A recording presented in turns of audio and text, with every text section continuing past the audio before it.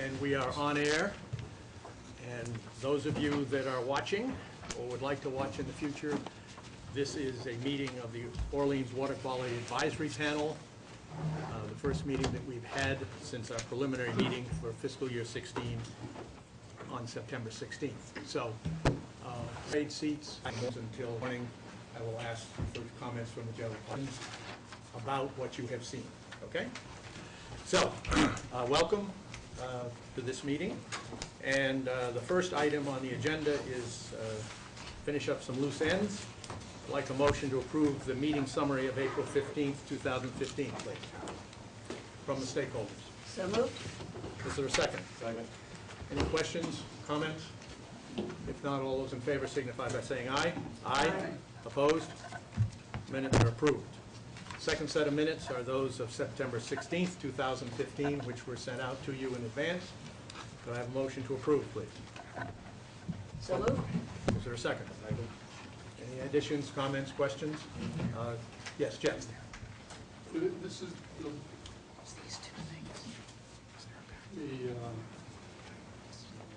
the language of what is now referring to what wastewater and water quality management plan, and previously it was the description was a water quality management plan. So the language, reference language is changed somewhat. So you're proposing that be changed? Well, I think amended we need correct that? to be consistent and call it a water quality plan. Okay. I mean, wastewater is a subsection of it, but. Anybody have any objection to that? All right, we'll make an administrative change to correct the minutes that way. And it says here, as developed by the panel in last year, yes. FY 15, it was reviewed and agreed by the panel, but the development of the plan, the work was done by the consultant, not the panel. I mean, it's a fine point, but it's this at least would imply that the panel just had a deep technical understanding of it. Peter, right there. Your joy this morning. Okay, I'm feeling it. Let's get off the stage, I'm sure. Any questions or comments about that, concerns? What? Reviewed and approved is fine. Okay. Fine. Last comment, page 3, item 5, paragraph. It says to ensure board coverage of town stakeholders, and I think the word is broad. Okay. And a comment that we ought to talk about, hopefully we'll talk about later in this meeting, is that in reference to the communications effort, Jim McCauley and I and some others have talked about this, and we realized in going through that we don't have a defined process for agreeing and producing that, among the panel, and it'd be nice if that were clarified. Doesn't mean to change the minutes. It's just that going forward, we found that we don't have a clear path that everybody understands to get this done. We can deal with that under item 6 on the agenda. Certainly. Just one other edit. Item 6, second line, it's referred to consultants, but not traditional sewering techniques. I think it's None. With those edits, all those in favor signify by saying aye. Aye. Opposed? Minutes are approved. Okay, let's move on to item number 2. Alan, also the documents are not on the website as of yesterday. The meeting minutes say that all meeting documentation and presentations will be located here. And as of 10 o'clock yesterday morning, the documents were not there. We'll check that, okay? And the other thing that I think would be extremely helpful, we always used to list the members of the stakeholders and the liaisons and even the public that participated or that was That will be added. I had the sign sheet. Okay, I mean that's part of the minutes, so I think it would be useful to add that to the minutes. Mike, item number 2, Tri-Town septic plant transition plan. I'm Doug. You are. Very good. In comment on that last question, we had sent a number of documents to the town for inclusion. With Thanksgiving last week, they didn't get on, and Sarah put them on yesterday, so I think if you check this morning, there's a number on there. There may still be some that need to be added that she'll be getting to in the next day or so, but anyway, okay. Okay. First subject we want to cover is the Tri-Town septage plant, its status and plan. We put this up second in the agenda, as Mr. Kelly's here, has to leave at 10 o'clock, so if there's any detailed questions beyond what's in the material, we can discuss that. Some basic facts first, and then some projections as to what will happen over the next year to 2 years in terms of decommissioning and closing of the plant. The Tri-Town plant has exceeded its design life. A lot of this you already know, but to get us all on the same page, it's exceeded its design life. Major capital repair and replacement is required. There's been several estimates of that, the latest by AECOM in a technical memo that should be on the website under AECOM folder, is estimating 1,900,000 plus to 1.25 million to extend life of the plant for 5 years. And previous estimate by another consultant of 5.2 million to extend the life of the plant for 20 years. So those are the numbers we have, the best estimates we have at present. The IMA and the DEP permit expire on December 31st, 2016. Eastham has voted not to fund short-term repair and replacement expenditures. Excuse me. Brewster's expected to vote similarly soon. Orleans Bird voted in 2013 not to extend the permit past 12/31/16.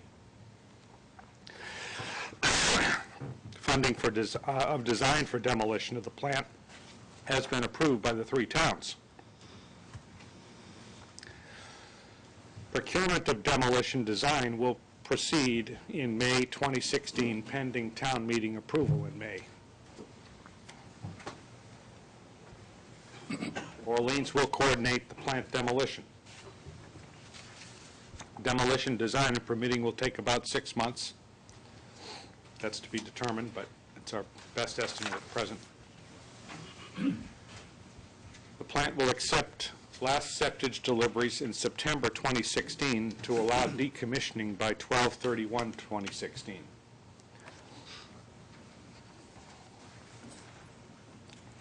Yarmouth Dennis septage capacity may be available in winter.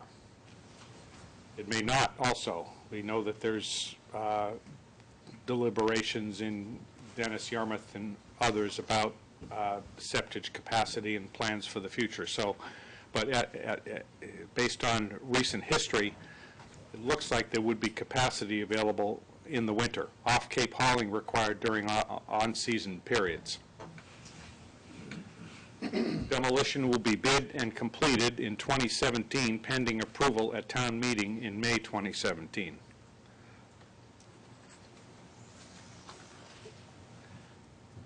Demolition cost estimated recently revised to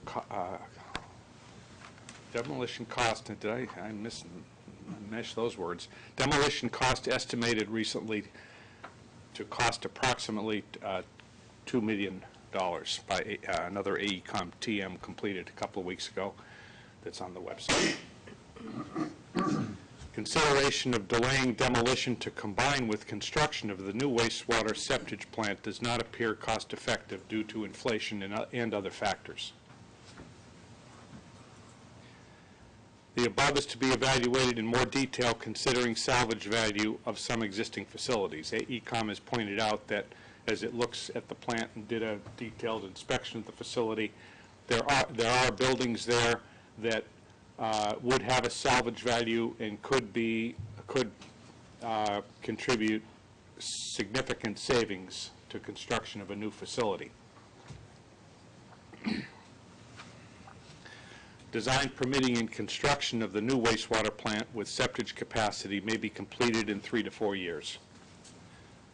If with miracles, it could be shorter. Without them, it could be longer. Cape Cod Commission is now beginning evaluation of regional septic management options. That's very recent. The letter came out, I believe, yesterday, requesting towns and certain entities to convene to talk about plan to go forward with that.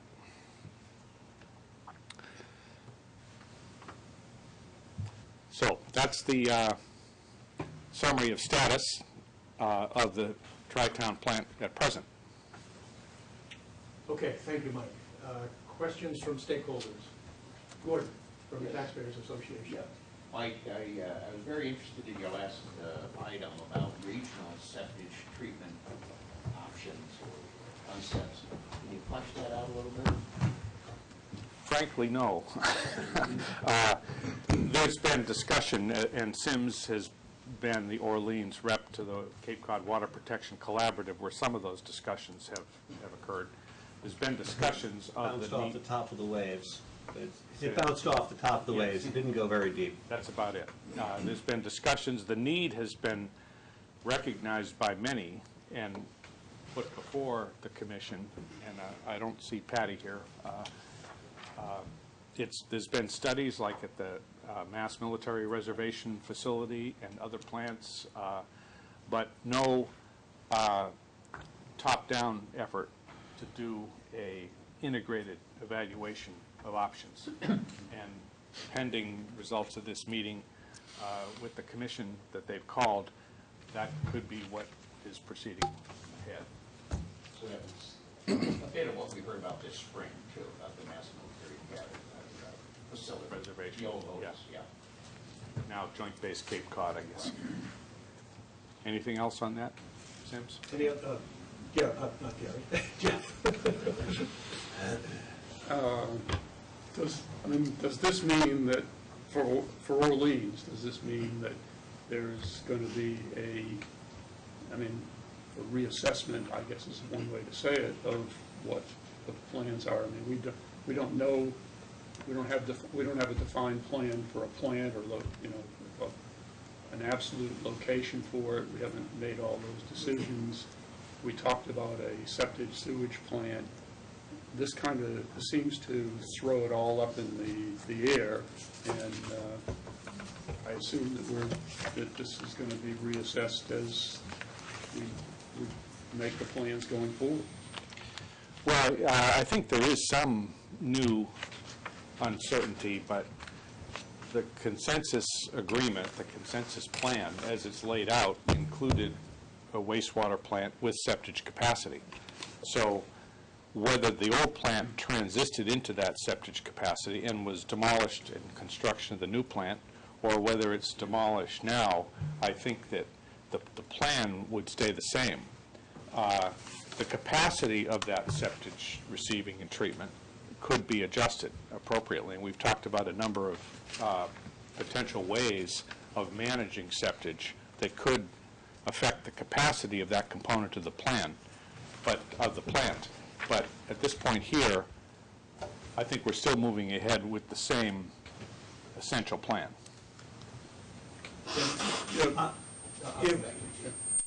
Back to the previous question from Mr. Smith, I think one of the things that needs to come out of the process with the Cape Cod Commission is getting a firm grasp on what regional capacity is. We hear one thing in one meeting, we hear another thing in another meeting, and we get a letter that tells us a third thing.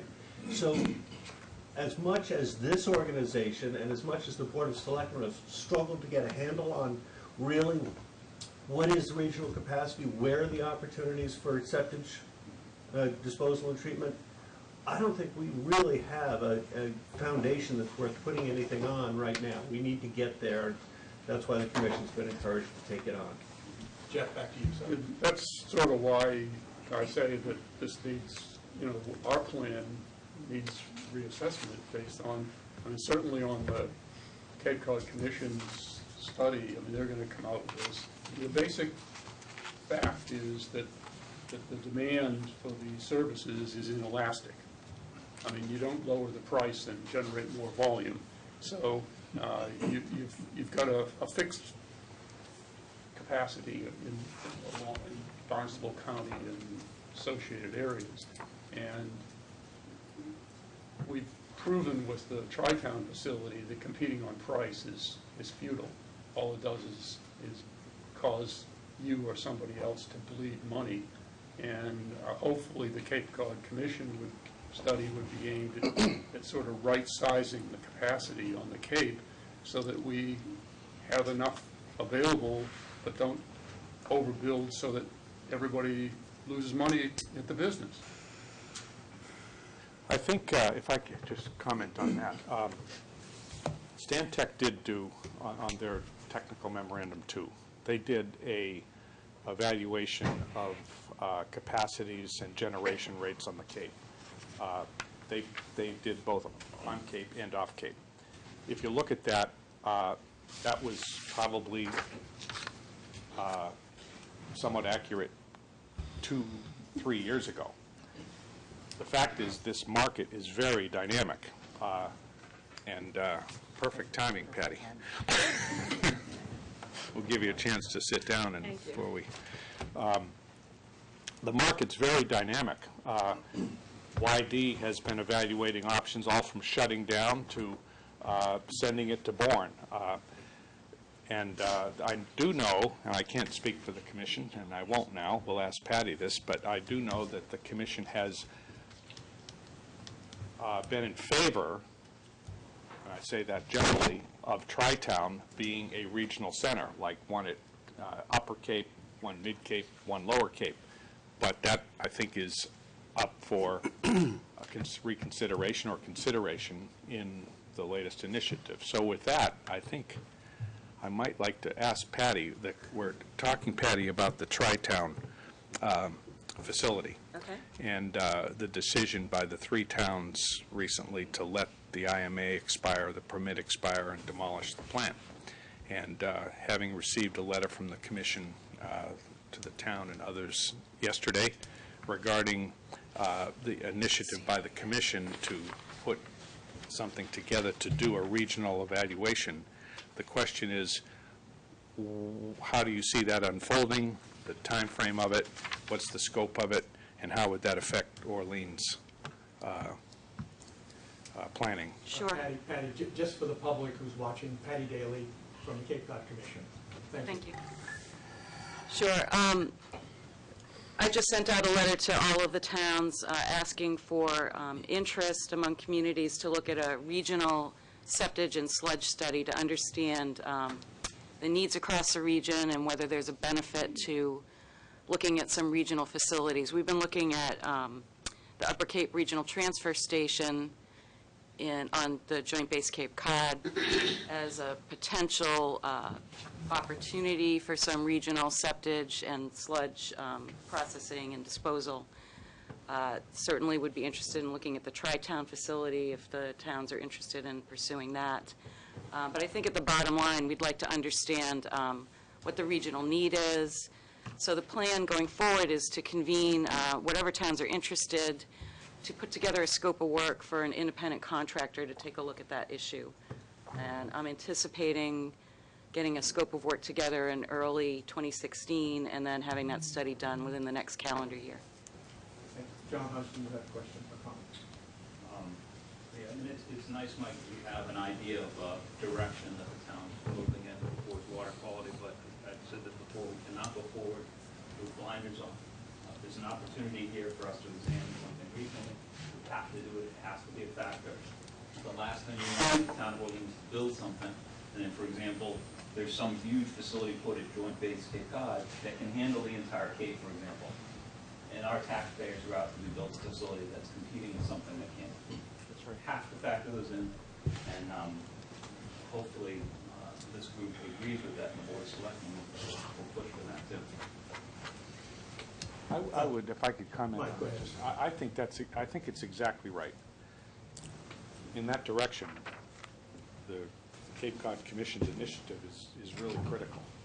On the other hand, one of the results of that could be upper, middle, and lower Cape facility, and the Cape Cod Commission just conceivably could come back and say, hey, we got state money to upgrade Tri-Town and on state funding.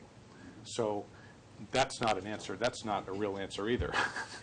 Somewhere in the middle is where we'll end up. And in the meantime, I think from my perspective, we need to keep moving in the direction we're moving, because all these things will continually evolve and change, but Orleans has to have a plan of its own.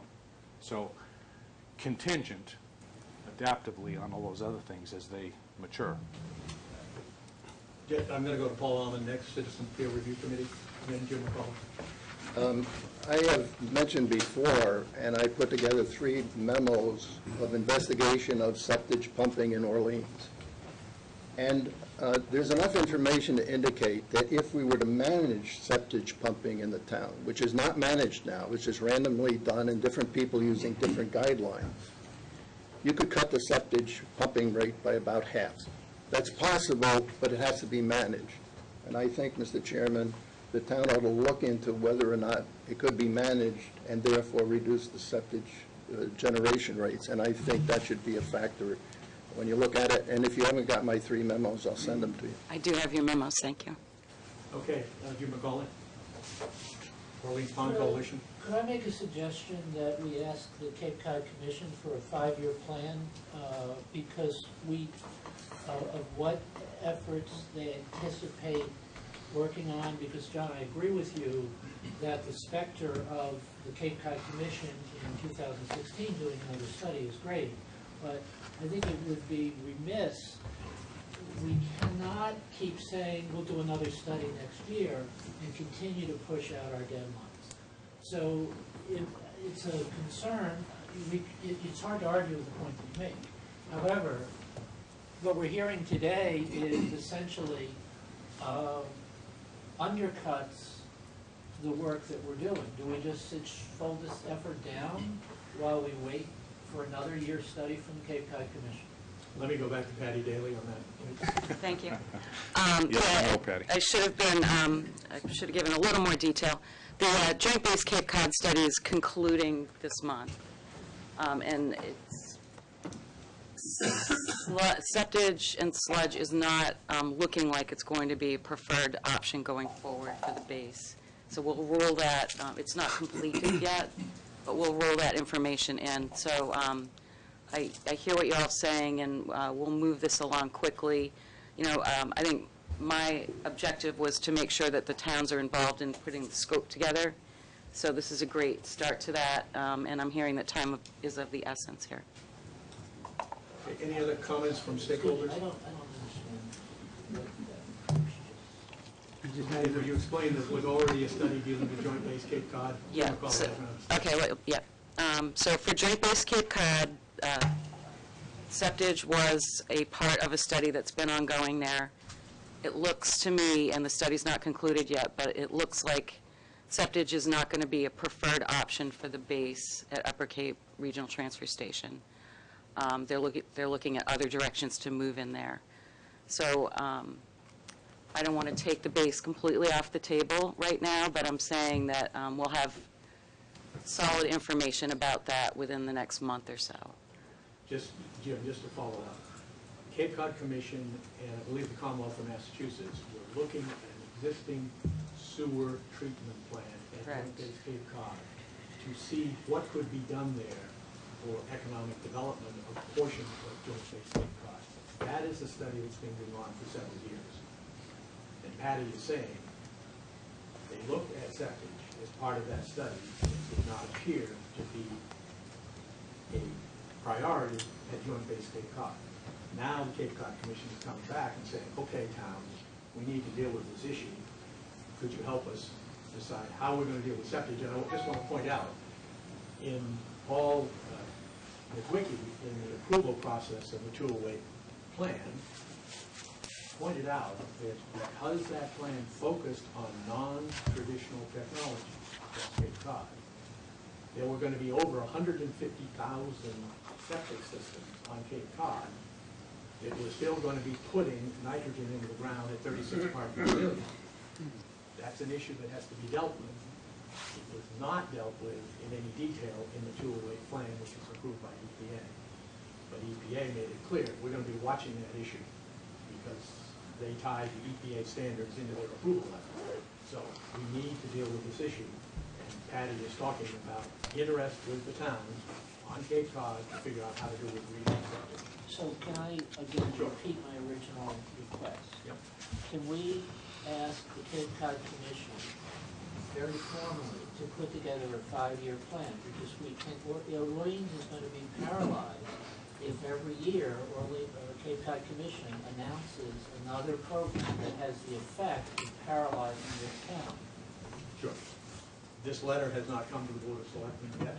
We're meeting tonight at 5:30. So we're talking about Tri-Town, and I'm sure that we will be able to discuss it and take your comments. Now, go on, Peter. This is more a question, perhaps I can get a clarification.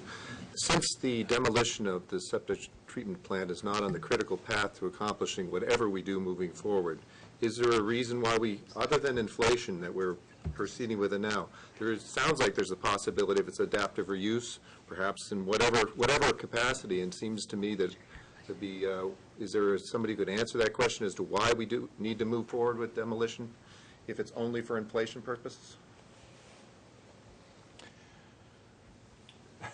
I have, go ahead, Sim. Well, this is something that was discussed at the joint meeting of the 3 boards of selectmen, October 28th, is that the date?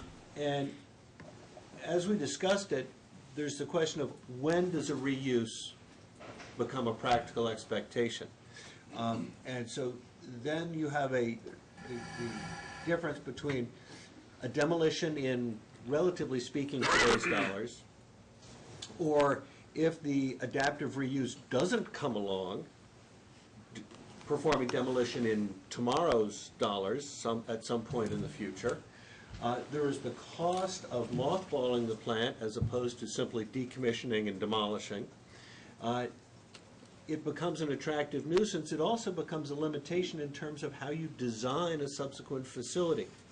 So with all those as part of the decision-making process, the 3 boards seem to arrive at a consensus that it just made sense to get on with it, have a green field that we can start over with. John, did you have a question or comment? Yes.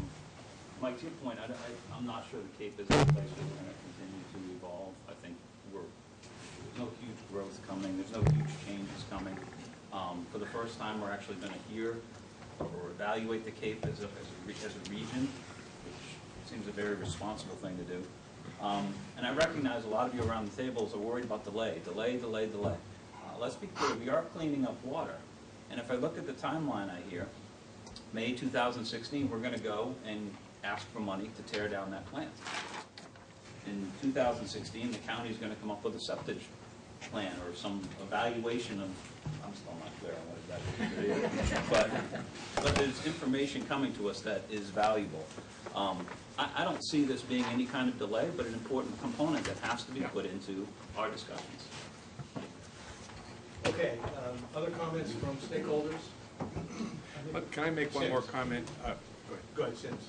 I think in the adjunct of the exchange, the corner of the table, I think the other important thing is that instead of waiting for a dictate about what works best for the region, I think the community needs to provide the Cape Cod Commission with the information about what Orleans thinks is best for its community.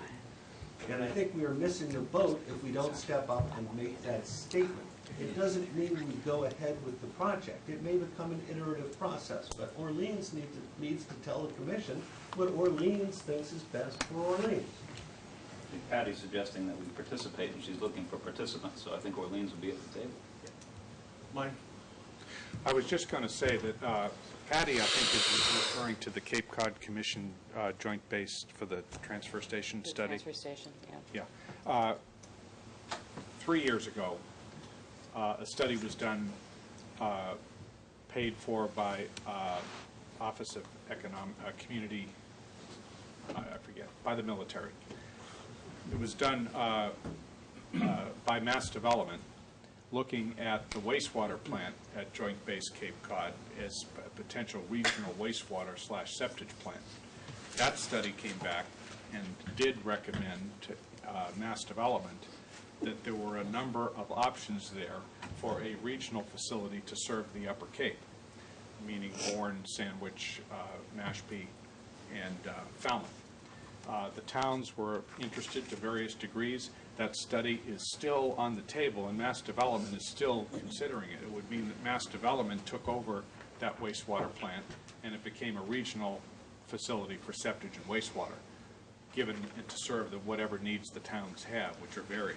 So that study is on the table and still open for resolution, and Mass Development is considering the transfer requirement to get property transferred from the military to the state, which is not an easy thing to do. It's been done, and it could happen. That's what happened at Devens.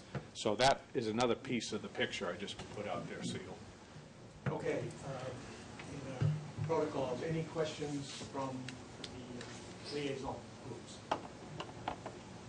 John Kelly, do you want to add anything, because you're our representative of the board of managers and you're closer to this than anybody in this room? Obviously, the Board of Selectmen are going to discuss it tonight, and everyone just needs to keep in mind that these plants are all captive to the haulers. The haulers are going to take the material wherever they can dispose of it cheapest. I think the combined facility that Orleans has proposed in their plan going forward, it's in our capital plan, utilize the septic component to offset the operating expenses of a sewer treatment plant. So $1 million a year currently is coming into Tri-Town, that if the flow were the same going forward for minimal additional cost as part of our sewage treatment plant, we can treat septic for the Lower Cape, everything we're doing now, and offset the operating expenses by $1 million a year. So to me, there's an economic incentive to go forward with the plan as it's currently arrived at. I think it'll be important, Mike, for the Board of Selectmen to understand the 130,000 gallon a day treatment plant with a 22,000 gallon a day septic component, how much of the cost of that capital is attributed to the septic, whereas the revenue coming in is $1 million at current rates. So you get into a situation where currently the study on the Cape has been done multiple times over the years. Wright Pierce did it. A number of years ago, there was a study funded by the Cape Cod Commission and the three towns that Tri-Town went forward with it to study septic. We've studied septic on the Cape multiple times. The real critical issue here, there isn't one town right now that is going to step up and place a regional sewer or sewage treatment plant on their property. It hasn't happened to date, because economically, there's no way you can invest in that kind of facility knowing that without flow control, you can't control the flow that comes to that plant. So the haulers are going to turn around and go off Cape, which they do. You're going to see if the Tri-Town closes and there is no septic, you're going to see the smaller haulers put out of business. The larger companies are going to come in, buy up those companies, take the material off Cape where they can dispose of it cheaper. So you're going to have the standalone plant in YD is going to continue to be pressured to reduce their cost to compete, and they're not going to be able to. Having a combined facility gives Orleans the opportunity to continue to provide service to the community as well as the surrounding towns, which benefits Orleans because we reduce our costs. So I just say that because our plan now says we'll have nothing for 3 more years. So I would urge the Board of Selectmen to revisit our plan for our capital plan and move up the timeline for the design of the new plant to reduce the gap. The longer you go without the ability to provide service, you're not going to be able to recapture that flow in the future. And Orleans will lose out because their revenue will go somewhere else. Any other liaisons? John, I'll come back to you. I'm going to come back to the stage. Is there anybody in the audience that has a comment or question? Kevin Gallagher. Yeah, thank you, Mr. Chair. And to pick up on John's just last comment, and when I looked at this memo the other day, the thing that struck me, and I realize the diligence you have to do in terms of considering the options and the prudency of the cost, but you are going to have a gap in the septic market. for a minimum period, I think, of 3, 4, maybe even more years. And what will that do relative to your coming back in 2017 to the taxpayer to say, oh, we know we've forced you to pay higher septic costs. For those people, I know you've heard discussions about reductions of septic, people just won't pump. But there's still a septic obligation for health reasons that we have to look after. And that continues, as we see in everything that government does today, falls still to the individuals.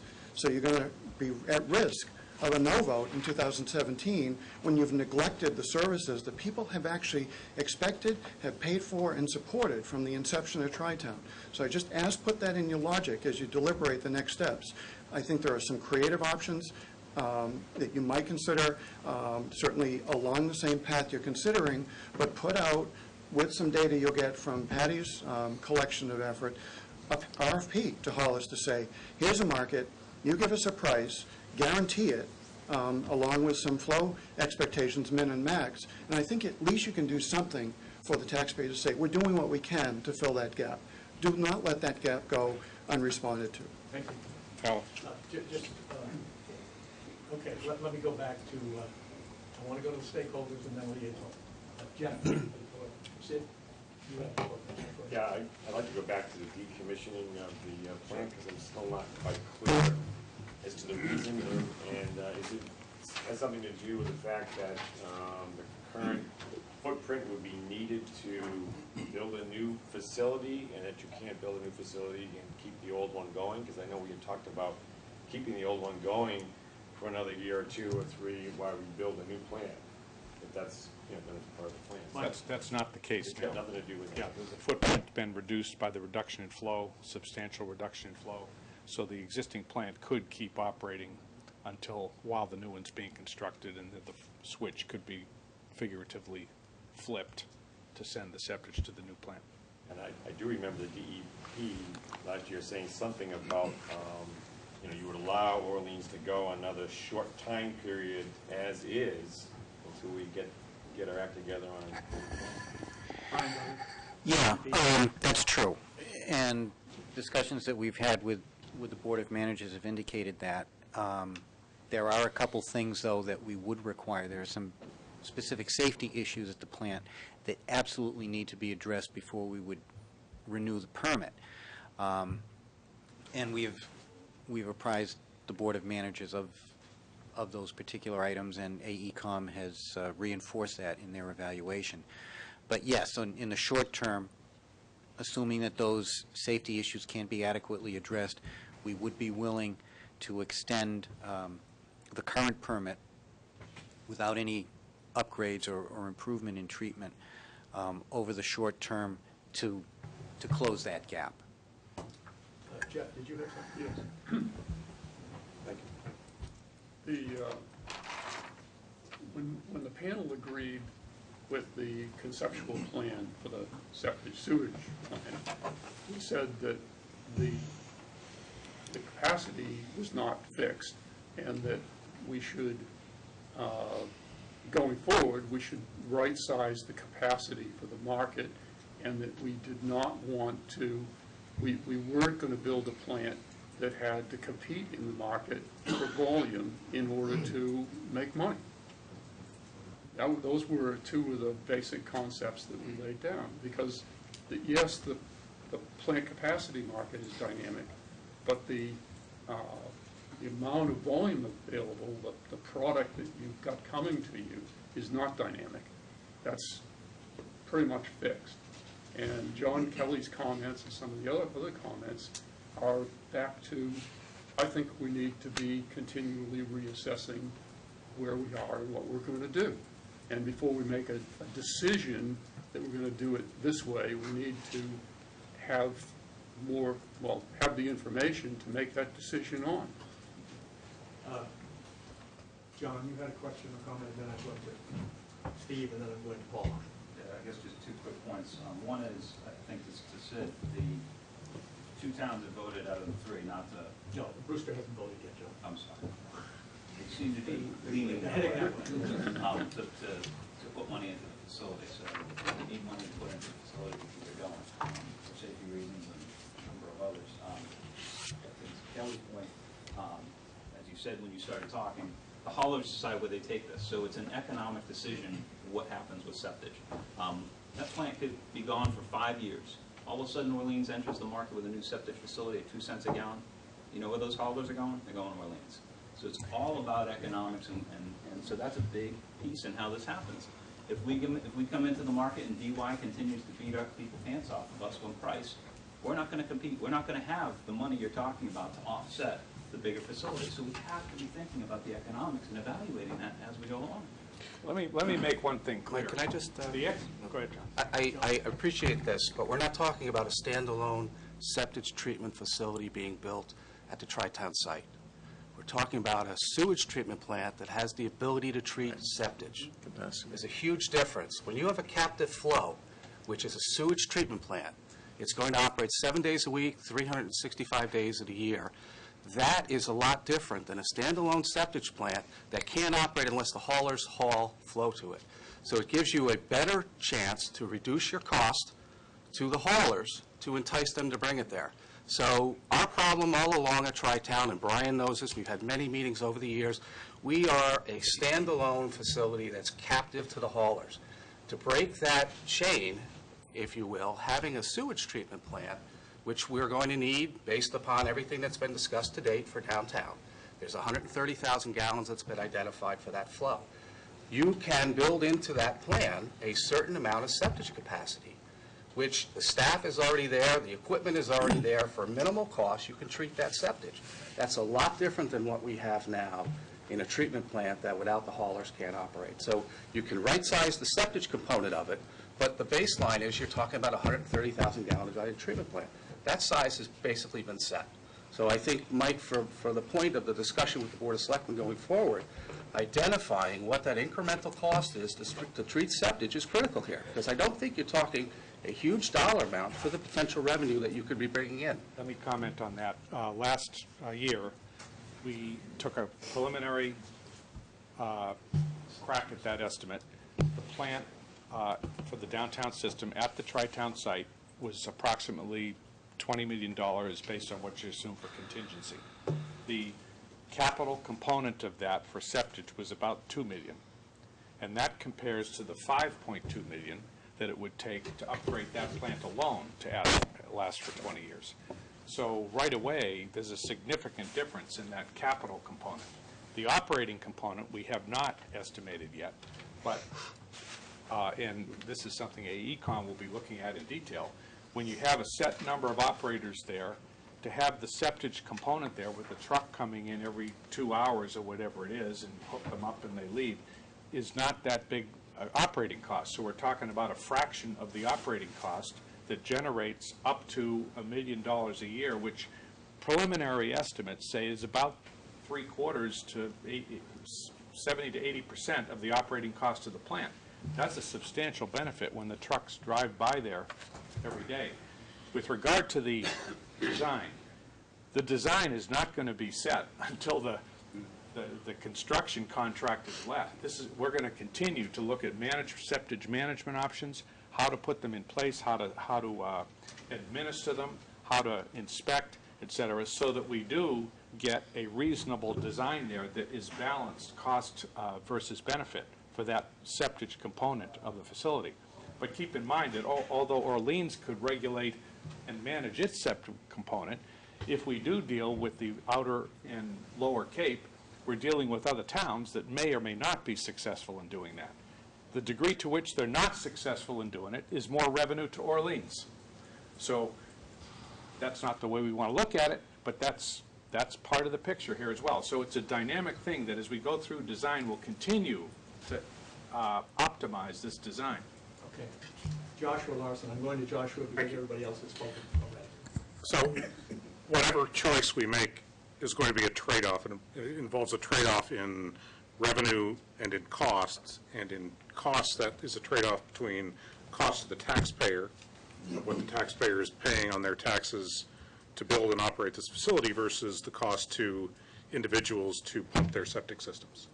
And so what I would want to see, and I think the Finance Committee would be very insistent on seeing as part of any analysis of what to do with this facility or any alternative facility is how that trade-off works in terms of net revenue and net cost to taxpayers for building and operating that facility versus the net cost to users for pumping their septic systems. And getting a net number of the revenue and the cost to both. And I think that should be very influential in making our decision about how to do that. Okay. Paul Almond, thank you for letting me take something out of order. That's fine. I'd like to request that when this year closes, that Mr. Kelly supply all of us the amount of septage delivered to Tri-Town, month by month, town by town, the price that was charged to each town, because I think some of the Outer Cape are charged more, and the costs, so we can see what the revenue stream, the cost stream is, and understand how price and volume affects it. So that would be useful, at least to me. Some of that information is in the selectmen's package for tonight. But that wouldn't be for the full year. It is for the last 3 years by month. So, But this current year wouldn't be done until January. no, it's through September 1st. Oh, I see. Okay. So, I mean, Let me, go ahead. the second question is, I don't think the economics of septage with sewage is quite as simple. I've created a model of that. I will send it to you, Josh, and I can send it to everybody else if they want it. I don't think it's quite as simple if you look at it from an economic point of view. But Doug Fromm. Yes. New voice. Okay. I guess I just want to ask for some clarification. We as stakeholders approved a conceptual plan. Item 7 is no treatment facility will be designed to treat septic and wastewater. I hear from the Cape Cod Commission, and as I sit here as an individual, feel a wee bit blindsided by the new information, because then it throws up the question of, well, I know we're moving too fast, maybe we need to step back, slow down, because we're all concerned about costs. I'd like to add in there that we're all concerned about costs. All of us are concerned about costs. Nobody wants to spend money irresponsibly. But where are we now with the plan? Is the plan in effect as an advice to the selectmen? Is it that we will continue to look at going forward toward a new facility, or will now, as someone has suggested, we just step back and wait until we hear from the Cape Cod Commission? So somebody clarify that. And I think not only for me as a stakeholder, but for us as stakeholders, and for those who are watching this on TV, I think it's very confusing now as to where we're at. Judith, Jeff, you want to? So, I sit listening to this discussion, and it is literally identical to the discussions that we were having in 2003 and 2005. Yes, everything is dynamic, and everything changes. But in the past decade, I can tell you, nothing has changed. Where we were back then and where we are right now is that there is need for wastewater treatment and there is need for septic treatment. Unless every town on the Cape goes the route of Chatham in deciding that they are going to sewer their entire town, we will always have need for septic. Clearly, in order to do this in a cost-effective way, we have to have a good handle on the best projection of what the needs are going to be, and I think the Cape Cod Commission can be helpful in that. But we already know, as a seasonal area, we have tremendous fluctuation, and we always will. So whatever we build has to have built into it the flexibility to be able to take care of our existing January, February flows, July, August flows. I mean, those are huge differences. Do you think there are differences between 2003 and 2015? That's small. Those differences that we hit every year seasonally are very, very challenging to any kind of wastewater system that you want to build and you want to build efficiently. So, you know, I think we're right where we were then, we're right where we are now. To my mind, the consensus plan was a good one. Let's maximize these non-traditional approaches. With that recognizing, it's going to guarantee that we need to continue worrying about septic, because for every success in non-traditional nutrient reduction, it means that many more septic systems staying in place needing to be maintained and pumped ongoing. But we need to move this process forward. To say we're just going to stop means that we're only going to spend a whole lot more in 2025 than we are in 2015 as compared to 2005. We're going to be killed by inflation far more than we are by making this much of a difference or a mistake in what those projections are. So we can't build something absolutely. It has to be able to be fluid, forgive me, and flexible to meet those needs. And John's point is very important. When you have a wastewater plant, you can take 1 truck a day or 10 trucks a day. And with a little bit of septic storage there, you can, that's very, very flexible. That's the kind of flexibility you have with the wastewater plant that we don't have now. With a little time management, Jeff, do you have anything new to add to this discussion? Yes, I do. Go ahead. Okay. As I said before, we said that we weren't going to compete on cost. Yet John Kelly's comment is that we're going to compete on cost, and we need to find out what the incremental treatment cost is in this new plant, and he's suggesting that we drive it towards the incremental cost. The hauler wins. The taxpayers lose 2 ways, because the taxpayers pay for the plant, and the hauler is going to haul at market prices. He's not going to lower his price because he gets a better deal in Orleans. He's going to charge you the same amount. So they're going to charge you $350, whether it's cost him 10 cents or 2 cents to get this stuff processed. And the idea that you're going to get $1 million worth of revenue on incremental costing goes right out the window. Okay, so let's just understand that when we get to item 3F, we're going to start talking about how we deal with those issues. So I'd like to close the discussion on truck. Doug asked a question. I think we deserve to answer. We should answer his question, which was, where are we with the consensus plan? The consensus agreement stands until this group decides to change it. It doesn't feel like that in terms of the concept. That's what we told the voters. So I'm going to end the discussion on Tri-Town at this point. Excuse me, Mr. Chairman, I'd like to address that and Mr. Fromm's point. I have a different perspective on that as a selectman. And yes, this group did a great job, and you brought in a lot of new ideas to the table. And you brought a consensus plan together in May. But just like all the other committees that bring town hall projects or police departments or DPWs, it's the Board of Selectmen at the end of the day that decides the policy and decides the direction that we're going to go. There was no Board of Selectmen vote on this plan. There was no town meeting vote on the plan.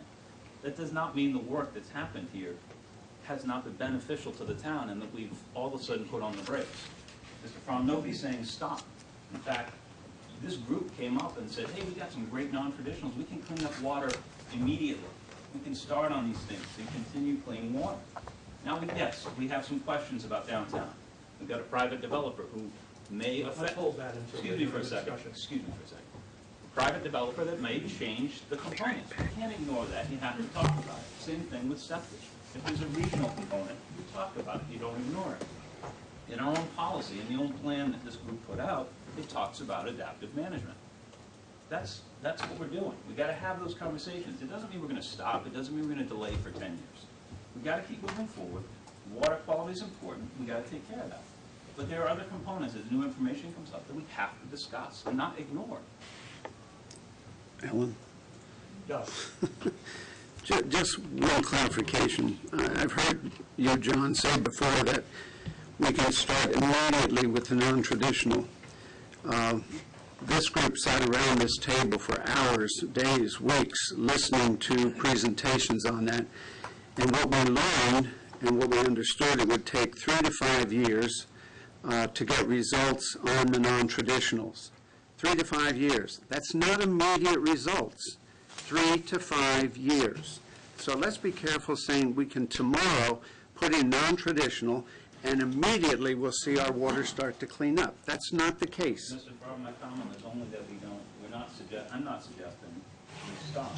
However, a sewering proposal is a lot longer to get the cleanup of the water. We're talking 10 to 20 years.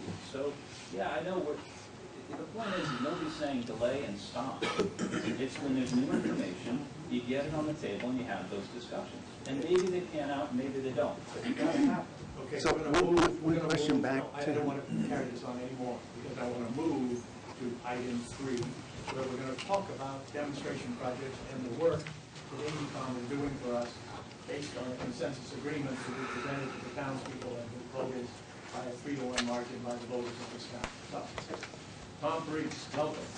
Thank you very much. Welcome, everybody, and happy holiday season. Christmas is only 3 weeks away, so it's pretty scary how quick it's gone.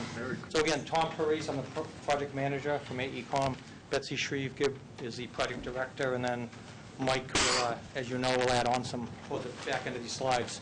The handout you have has changed a little bit. It's incorporated Mike's, some of his slides, and some that are not there, but we will put the most recent one to Mike so we can get up into the town website. I'd like to do a brief review of what the components that we have that are coming from the consensus plan and what's in our scope. And it's these 7 items. We're going to specifically talk about some of these items and not all of them. It's AECom with other subcontractors to supplement our expertise. It's facilities engineering, the Tri-Town, which we just had the lengthy discussion on, the non-traditionals, which we'll talk about. Mike will talk about some adaptive management, financial evaluation, some of the regulatory review and coordination, and obviously the goal is to end up with an amended CWMP. So the first thing I'd like to talk about is the non-traditionals. There's only one slide here in the presentation, but there's a lot of information and things that have been going on. And there's a lot of common items, and that's why there's only one slide. From the consensus plan, we have 3 non-traditional technologies that are being looked at: floating constructive wetlands, the aquaculture, and the permeable reactive barriers. On the right-hand side of that slide are really the tasks that we're ongoing right now. We've identified potential sites, and we've started from all of the work that's already been done over the last couple of years. We've actually conducted a couple of preliminary field surveys from the water side and from the land side. We're in the process of assembling various data. As a matter of fact, this afternoon, Betsy and I have a meeting with Mike with the Cape Cod Commission to obtain additional information so we can use all of that and get the most up-to-date information. We're in the process of establishing criteria. The criteria is going to be used for an evaluation matrix. That is, and I'll give you an example, looking at 6 aquaculture sites, we will then have a list of criteria just to ultimately rank those to decide which ones are the best sites. An example would be for the PRBs, putting a PRB at the town landfill. The town already owns that site, so therefore we don't have to worry about the impacts of having private property type work. It's also access to those sites, how easy it is actually to get to those. It's relative to moorings out on the water, when put constructed wetlands in, et cetera. And the last item we're doing is actually preparing some PRB field investigations. That's kind of the one unique one out of these 3 items, and that is because we're in the process right now, we're actually going to be doing some subsurface investigations and some injection tests, most likely at the landfill, but we're still in the midst of working out those details. And the idea of that is to see how cost-effective it would be based on the landfill and the current nitrogen load that's coming from that. The next big item, which is an ongoing process, is relative to the disposal sites. There's 2 sites that have been identified from the consensus plan that we're going forward with. Route 6 with the Cloverleaf, which is intended to handle the downtown area for wastewater flows. And the second one is 223 Beach Road, which is for the Meeting House Pond areas. The right-hand side, again, is what is ongoing for our tasks. Prepare the hydrological site evaluations. It's really the key component of any wastewater treatment plant.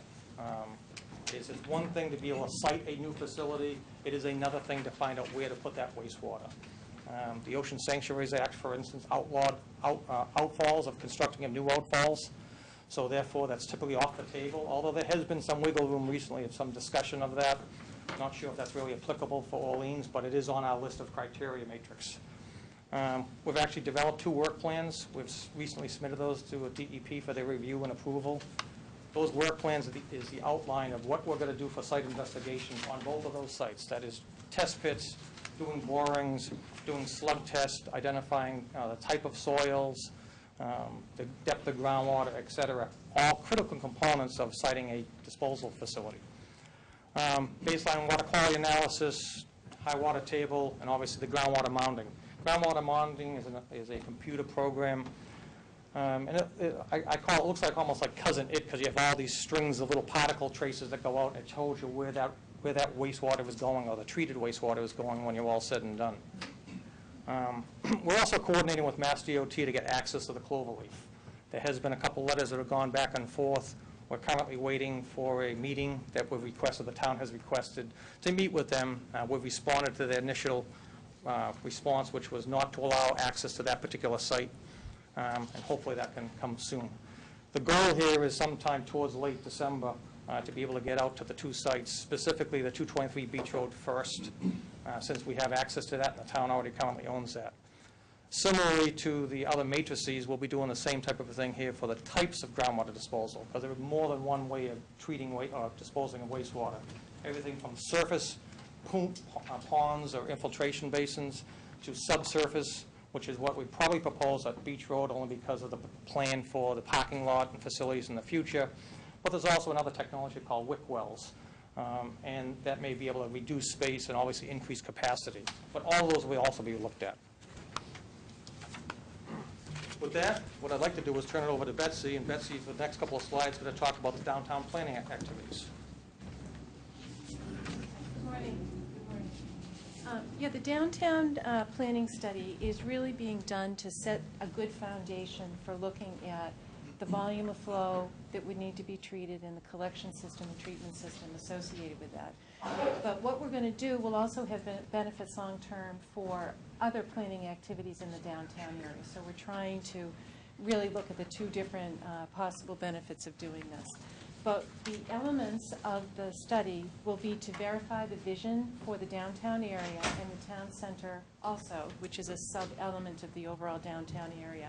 There have been a number of studies and documents that have previously been approved by the town, the comprehensive plan, and the village center vision statement, and we want to verify those. So we do have a workshop that is being set up for mid-December. Some of you may already be aware of that, but I'll talk about the agenda for that in just a minute, in which we will talk specifically about the vision and what people think about whether or not their thoughts about the vision of where the town center and downtown areas should be, or whether there are changes that should be brought up. We're also looking at changes in the makeup of the downtown area and the town center specifically in terms of the businesses, whether or not those businesses have changed, increased, decreased, whether or not there have been any changes in the trends economically or from a market standpoint.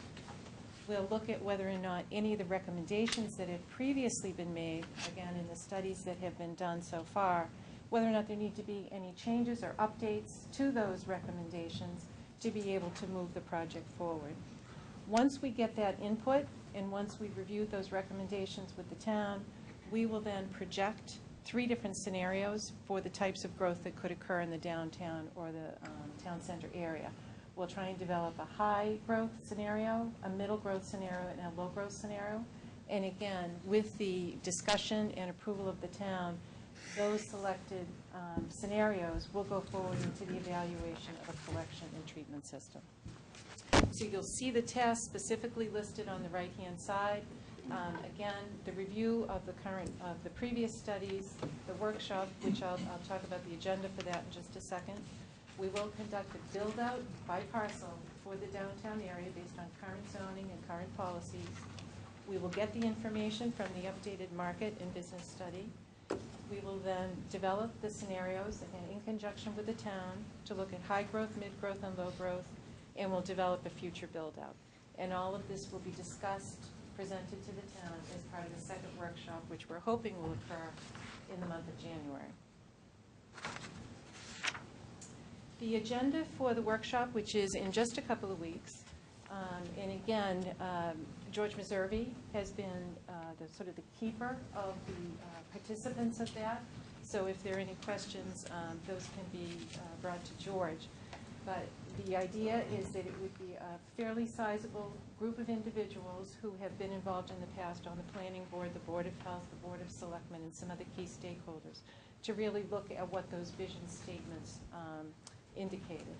So we will go through some of the background material for those vision statements.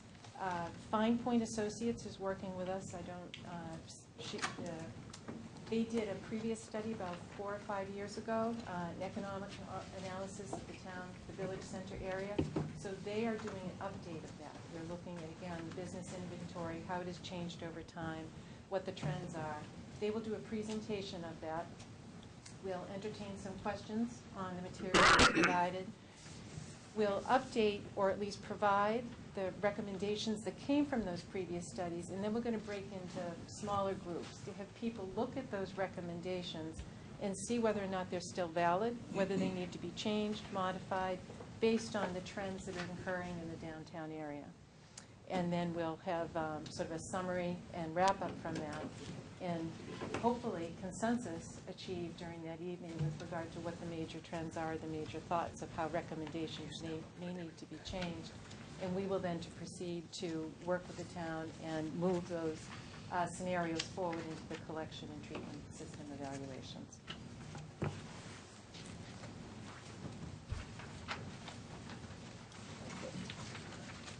The next 3 slides, I'd like to talk about actually some of the more traditional technologies, which obviously the Tri-Town is an integral part of that. It really consists of 3 things: the collection, the treatment, and obviously the septage. And this first one is actually talking about the collection system, and on the left-hand side, there's really 5 typical collection systems that you look at: gravity sewers, low pressure, vacuum sewers, step and stake systems, which AECom has been involved with all of those. 3 of them, particularly down in Provincetown, as it turns out: gravity sewers, low pressure, vacuum sewers. On the right-hand side, again, is our tasks. Identify the criteria. Similar to the non-traditionals, we're going to do the exact same process. We are going to have a list of criteria, those technologies. We will then vent those out. We're going to perform that evaluation. We're actually going to prepare an evaluation or a system layout of the 2 highest ranked systems. And then prepare a cost estimate for capital and operating. The interesting part, if you look at your handout, there was actually a single page here. It had one of Mike's comments on it.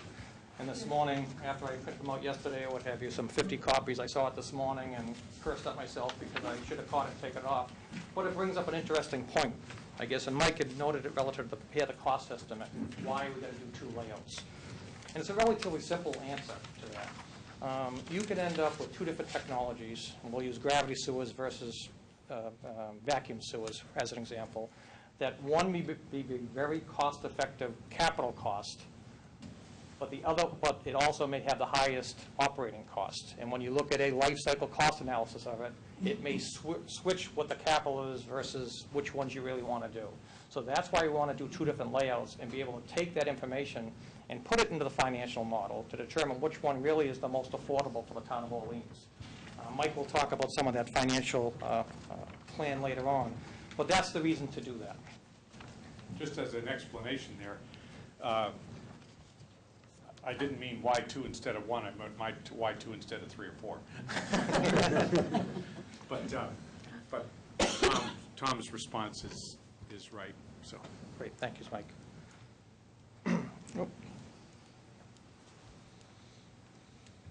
We'll get this right yet. So the other one is part of the collection is what we call the transport system. That is, how do you take wastewater that's being collected and then bring it to some location for treatment? That is either going to someplace in East Orleans for a treatment facility or the Tri-Town facility or the Tri-Town site. So again, the left-hand side talks about some of the normal or typical pumping station types: submersible, suction lifts, package or custom type stations. And very similar to the collection and matrix and the non-traditionals, we will do, again, evaluation criteria establishment, perform that evaluation, again, take the first 2 highest ranked, to cost those out, and then again, prepare that cost estimate. And the last thing is relative to treatment. Again, the location is what's now being called Bay Ridge, as I understand it, Lane, or previously Tri-Town, and in some place in Orleans. There are many types of processes that are out there. Currently, the Tri-Town facility uses what they call RBCs, or rotating biological contactors, which you can see as the second item in the process types. There's conventional activated sludge.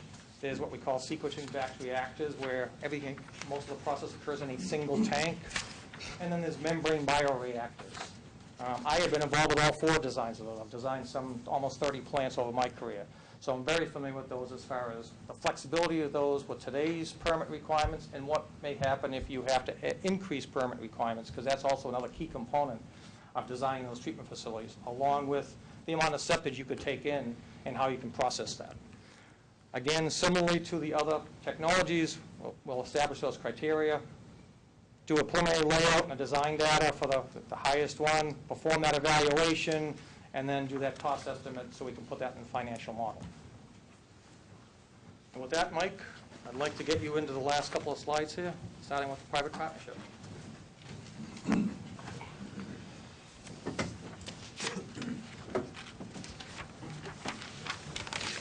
One of the components of AECOM's scope of work, but also the town's evaluation of options for implementation of whatever the plan is public-private partnerships. And just as a little bit of background, over the last 30 years since EPA's construction grants program, which funded 85% of wastewater projects through the 70s and 80s, that's gone. Town budgets have been stripped of everything that moves, and the cost aspect of major capital wastewater projects has come to the fore. Public-private partnerships have become more prevalent, and there's a number of reasons for that. I want to just go through some points here, and this is something that we'll continue to increase focus on as we go forward with regard to what the options are here. Public-private partnerships, or P3s, cover a broad range of financing and ownership alternatives. Site ownership can be public or private. Facilities ownership can be public or private. You can have a public site with private ownership of the facilities. Facility design can be done through the municipality or privately. Construction, operation, and financing. And financing can be public or private for a different mix of the different components of a system. So you can see pretty quickly that this can be a pretty complicated approach or complicated issues, but each one of them has advantages and disadvantages, and sifting through these and finding the best arrangement for Orleans is important. Those advantages and disadvantages are cost and capital, and capital and operating costs. There can be savings through private-public relationships, contracts on both sides, both capital and operating. Especially for a town like Orleans, it doesn't have a wastewater system, doesn't have a wastewater department right now. There's issues there going forward, which we'll get to. Financing and debt condition of the municipality is an issue. Legal issues, some private design, build, operate implementation arrangements require special legislation. There's regulatory issues. Private permits for municipal services is something that I've worked with DEP, Brian's I'm sure dealt with in different settings. It's a different little animal to give a private entity a permit to provide municipal services. There's definite implications of that are very serious. Management and administration requirements are also there. And risk to the town, short-term and long-term. Short-term risks with regard to capital and operating costs and contracts with private entities, as well as long-term risks with regard to private entities' sustainability of a business having ownership or contractual responsibility for municipal services. So there's long-term risks there with regard to businesses moving, going out of business, going through bankruptcy, other things there that need to be carefully considered in contracts for P3 ventures. Most common public-private partnership is operations contract management. And a number of facilities, including the Dennis Yarmouth Septic Plant, the Chatham Wastewater Septic Plant, have private entities operating those facilities. And I think Orleans has had an arrangement like that in the past with a private company. With regard to Orleans, it's necessary in evaluating these options to develop two tracks separately to fully evaluate them. we need to have the municipal option of the consensus plan or the consensus agreement well-defined. Otherwise, the private entity doesn't know what his option is or her option is. At the same time, the private entity needs to have its option well-defined so it knows that side of the equation. At that point there, you can sit down and say, okay, what's best for both parties for the town that works best regarding all of the different factors to be that are involved, permitting, financing, risk, everything else. The selectmen are planning workshops to better understand P3 options and issues. Several of the selectmen's meetings, the issue has come up. There's been interest in having presentations on what are the details, the devil's in the details on this, of public-private partnerships, a full range of them, from contract ops to design, build, operate. There's design, build, operate finance options. There's a number of options, and each one of them has advantages and disadvantages. So, that's it in P3. Any other? Why don't you go on, and then we're going to... Okay. Do you have that table? Copy of that table. Or the, Oh, is it in here? it should be after the slide. After this slide. Okay. Financial evaluation. We're working with AECOM and the Abrahams Group on the financial evaluation, financial metrics for the plan going forward. And I say the plan, which means different financing and funding and revenue-generating scenarios for the plan. One of the objectives is updated cost estimates. AECOM's working on that task as they go through in more detail in the collection, treatment, and disposal systems. Fair value-based cost allocation is an objective. That it's fair, it's value-based, and allocated among the different user categories in Orleans. It's affordable, and we're looking at cost impact provisions. How do we mitigate costs for low income, limited income type ratepayers? Consideration of public-private partnership options we've talked about. The tasks involve defining cost and revenue components carefully. We need to look here, and we'll talk about it in a minute when I show you the table. We need to look at 4 different categories of users. We have those that will be connected to a wastewater plant. We'll have those that are not connected to a wastewater plant, but are in nitrogen-sensitive areas that may be served by non-traditional technologies. We have some connected to a wastewater plant that are commercial, it's primarily commercial, and others that are primary residential. And then we have some that aren't in a nitrogen-sensitive area, not connected to a plant, but yet have septic management issues. So how we take those 4 categories and determine from the total capital and operating cost, amortized capital cost, how it's allocated to those categories is the challenge of the financial planning. And there'll be a lot of discussions as we go on this year, but over the years, in terms of how those costs are allocated fairly and to cover the different components we have. Define user categories is important. I just mentioned the 4. Allocate costs by user category and value. That'll be an iterative process.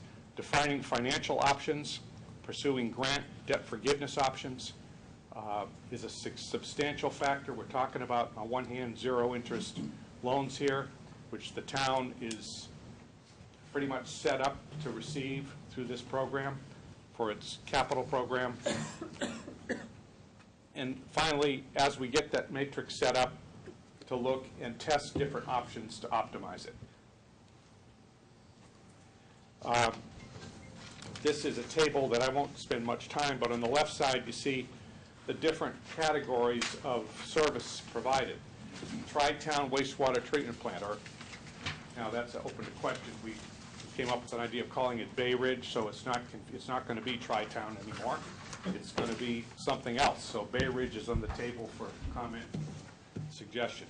But the Bay Ridge plant, which serves a downtown area that is heavily commercial, not all commercial, but has a different requirement for servicing those with high BOD, total suspended solids, high flows, solids loads, et cetera. You have the Meeting House Pond plant, which is more residential. Flipped, it's more residential. You have non-traditional areas of town, which are nitrogen sensitive, and you have on-site septic areas, which we talked about. You have project types of costs that are project capital costs and operating costs. There's different revenue sources, from special assessments to user charges to connection fees and management fees. And then you have different users in those, sewer, as I described, and the outputs, how those would be determined. I don't want to go into this now, but we'll break these apart and talk through them. And this will be important, because this is where, as we had, the CWMP took the total cost of the project and divided by the number of parcels. Last year, we took the total cost and looked at various scenarios, 6 scenarios of grants versus septage revenue versus debt forgiveness. I think there were 6 or 7 different categories, and we looked at it as an average cost per parcel under those various scenarios. And it ranged, there was a substantial reduction as we put in grants and septage revenue and other factors. Now we have to take that and allocate those costs by category of user. So that's the challenge this year. Stop there on financial. Right, let's go one last, and what I'm suggesting is after adaptive management presentation, we take a break. And then we'll come back for questions on all of them that we've heard, okay?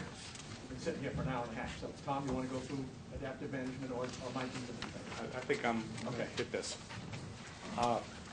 The adaptive management plan implementation is an important component of this. And as the discussions today have pointed out, we are going to be continually adapting through planning, design, construction. We have to be adjusting to the latest information. I think the current consensus plan can do that, whether it's septage, wastewater, collection size, or whatever it is, we can do that. Demonstration projects are a prime example. We have to be continually adapting those plans. That's the last bullet. To do that, we need monitoring data. We need good, solid data, not just on monitoring. We'll have cost data, capital cost operating, we'll have all the kinds of information. But with regard to the adaptation for obtaining water quality benefits, we need to have good, solid database of water quality information. AECOM's effort here will be focused on developing an integrated long-term monitoring modeling plan. And I'll describe what a gap analysis is. But so that we have an integrated plan that is 3 to 5 year focus, so that as we go through this plan and come up with an amended plan and then implement it, we have a monitoring program that tracks water quality improvement, not just with regard to overall water bodies, but with regard to the particular projects. So it's basically broken into the bullets, you see. There's baseline monitoring. There's continuing water body monitoring. Baseline monitoring, what I mean by that is some of the demonstration projects are going to go into an area, a location, where we don't know what the baseline water quality is. So as we put that project in there, we need to know where we're starting from in that particular part of the water body. Could be Town Cove, could be Pleasant Bay. Continuing water body monitoring is more what's being done by the entities in Orleans, Pleasant Bay Alliance, and others now with regard to the trend analysis in the water bodies. We have also then, we have to come in and look at non-structural performance monitoring. That gets into demonstration projects, but also stormwater and fertilizer. How do we monitor the success of those projects, particularly the demonstration projects? It's a challenge in itself for, say, a floating constructed wetland to be able to tell how that thing is actually performing, or aquaculture or other things. So that's a component of it. MEP study update monitoring. We have to be preparing data sets, calibration, verification data sets, to refine the MEP model and rerun it, given the changes in the system, the numerous changes in the system, to be able to predict and confirm or modify the goals in the water bodies as we move forward. It doesn't mean we're not going to come up and have to say, especially for Town Cove, that you don't have to do anything. It's going to be, again, more of an adjustment as to how much do we have to do. Do we need more PRB along Consett Road? Do we need to extend the sewer here? Should we put more aquaculture in Town Cove? It's going to be an adjustment, or less. It could be we don't need the sewer as much. So that's the adjustment that has to come out of the MEP reanalysis, so that we're sure we're looking at appropriate TMDLs and other compliance issues.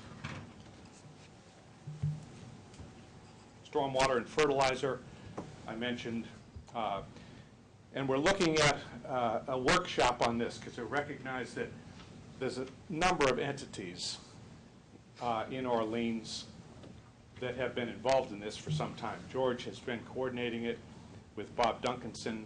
Carolyn's been engaged. Numerous parties in this room have been engaged and are the experts on this. What we're looking at is a gap analysis. Who is doing what, where, how frequently, what parameters, so that if that's adequate, we're fine. But if there's gaps in there, if we need additional stations, if we need additional parameters, if we need fewer stations, if we need to look at, like SMAST is doing now, the boundary condition at Nauset Inlet, we're looking at that to recalibrate that boundary condition assumption, other things, sediment, nitrogen. So that's, we're going to discuss